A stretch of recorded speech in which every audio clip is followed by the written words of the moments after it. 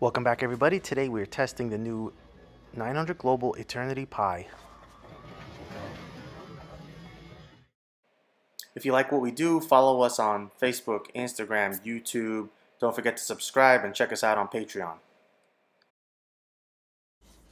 My first impressions of the Eternity Pi is it made an incredible one, to be honest. It'll most likely displace another piece in my bag. All right, let's jump in. I think Storm Products has a couple of hits on their hands with the Virtual Energy Blackout and this 900 Global Eternity Pi.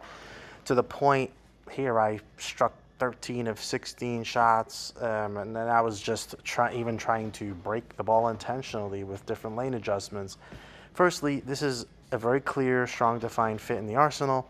I've explained in my arsenal videos that defined doesn't necessarily equate to angular, and that's why I don't use that terminology, but rather that the core wants to write itself definitively. So ASIMs tend to fit in that mold where they stand up, earlier and want to get in a roll and roll heavy and forward.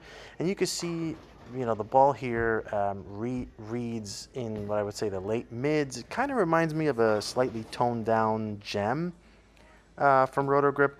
But just like the gem, the Eternity Pi obliterated the house shot for me. It made it so easy. Great control from direct, whereas I would say the gem was a little tougher from direct, but it also read in the oil like the gem did when I moved in. And sometimes it kind of defies logic that a strong defined ball should work so well on a kind of medium to medium light house shot, but the unnatural shape of the modern house shot makes this very viable.